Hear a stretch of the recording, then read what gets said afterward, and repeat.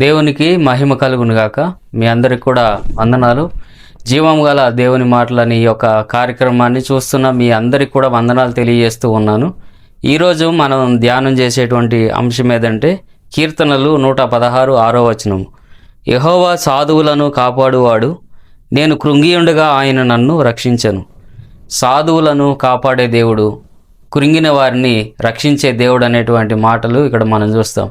సాధువులు అనగా ఎవరు అనంటే ఎవరికి అపకారము తలపెట్టినటువంటి వారు, తగ్గింపు, దీనత్వము, వినయము కలిగినటువంటి బిడలను సాధువులు అని అంటారు. అంటే సాధు గుణత్వం కలిగినటువంటి వారని పిలుస్తూ ఉంటారు. అయితే దేవుడు అలాంటి వారికి సహాయం చేస్తానని ఈ యొక్క వాక్యం ద్వారా మాట్లాడుతూ ఉన్నాడు. నిజంగా చూసినట్లయితే యాకోబు పత్రిక 4వ అధ్యాయం 6వ వచనంలో దేవుడు గర్విష్ఠులను ఎదిరించి దీనులకు కృప అనుగ్రహించును. అనగా గర్వంతో ఉండేటువంటి వారిని ఎదిరిస్తాడు, దీనులకు తన కృపను చూపిస్తాడనేటువంటి మాటను ఇక్కడ మనం చూస్తాం. కాబట్టి సాధుగుణత్వం కలిగినటువంటి బిడ్డలకు ఎప్పుడు కూడా దేవుని యొక్క సహాయం అందుతూనే ఉంటుంది. వారికి ఎల్లప్పుడూ కూడా దేవుడు సహాయం చేస్తాడు. ఉదాహరణకి ఒక జరిగినటువంటి సంఘటన మనం ఈ సమయంలో జ్ఞాపకం చేస్తూ ఉన్నాను.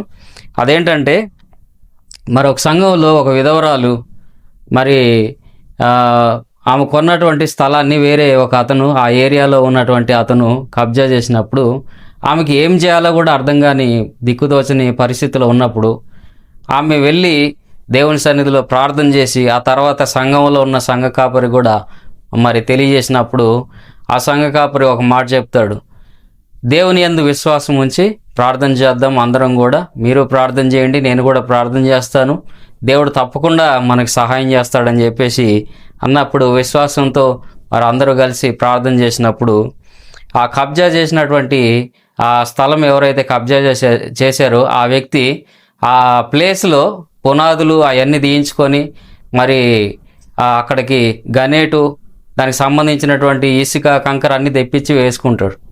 అది చూసినప్పుడు ఆమెకి ఇంకా మరి దుఃఖం వస్తుంది, మా స్థలాన్ని కబ్జా చేసి మరి ఇదంతా కూడా ఆక్రమించుకున్నాడని చెప్పేసి.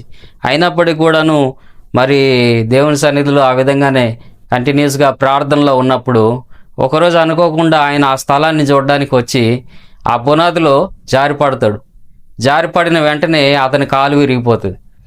కాలు విరిగినప్పుడు ఆయనకి జ్ఞానోదయం కలుగుద్ది. ఏంటంటే ఈ విధవరాలి యొక్క స్థలాన్ని నేను ఆక్రమించుకోవడం ద్వారానే ఈ విధంగా నాకు జరిగిందని చెప్పేసి ఆయన మనసుకి అనిపించి వెంటనే ఆమెను పిలిపించి నీ స్థలము నీవే తీసేసుకో, ఈ స్థలం జోలికి నేను రానని చెప్పేసి అంటాడు. నిజంగా సాధు గుణత్వం కలిగినటువంటి ఆమె దేవుని సన్నిధిలో ఏం చేసిందంటే మొరబెట్టింది. అదే విషయాన్ని మరి సంఘ కాపరికి తెలియజేస్తే సంఘము సంఘ కాపరి అందరూ కలిసి ప్రార్థన చేసినప్పుడు దేవుడు గొప్ప విజయాన్ని వారికి అనుగ్రహించినట్లుగా మనం చూస్తాం. కాబట్టి ఏదైనప్పటికీ కూడాను దేవుని సన్నిధిలో మనకు వచ్చేటువంటి ఎదురయ్యేటువంటి పరిస్థితులు, సమస్యలు, కష్టాలు ఏవైనా కావచ్చు, మరి ఇతరుల నుంచి కావచ్చు, లేకపోతే దౌర్జన్యంగా ఇతరులు మన మీద దాడులు చేస్తూ ఉన్నప్పుడు కానివ్వండి, క్రైస్తవుల మీద కానీ దేవుని బిడ్డల మీద కానీ దాడులు చేస్తున్నప్పుడు ఒకటే మనం చేయాలి. ఏంటంటే దేవుని సన్నిధిలో మోకరించి ప్రార్థన చేసినప్పుడు దేవుడు వారికి వేయవలసిన శిక్ష ఖచ్చితంగా వేస్తాడు. కాబట్టి సమస్తము కూడాను దేవునికి అప్పగించినప్పుడు దేవుడు ఆ పరిస్థితిలోంచి మనకు విడుదల చేస్తాడు. కృంగుదల అనేది వస్తుంది. ఎందుకనంటే ఆ పరిస్థితులు మనకు ఎదురైనప్పుడు కొన్ని సందర్భాల్లో దాన్ని ఎలా ఎదుర్కోవాలో అర్థం కాని పరిస్థితిలో ఏం చేస్తామంటే కృంగిపోతూ ఉంటాం.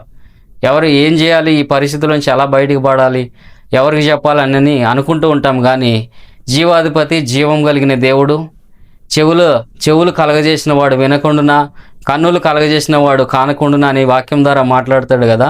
కాబట్టి చెవులు కలగజేసిన వాడు వింటాడు నీ ప్రార్థన, కన్నులు కలగజేసిన వాడు తప్పకుండా చూస్తాడు నీ యొక్క పరిస్థితిని.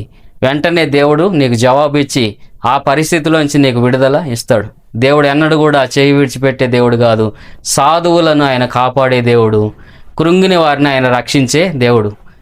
ఈ మాటలను బట్టి బలపరచబడినట్లయితే దేవుని సన్నిధిలో మోకరించి ప్రార్థన చేయి, దేవుడు తప్పకుండా నీ ఉన్న పరిస్థితుల్లోంచి దేవుడు నీకు విడుదల ఇస్తాడు. దేవుడి మాటలు దీవించును గాక. ఆమేన్. మీ అందరికీ వందనాలు.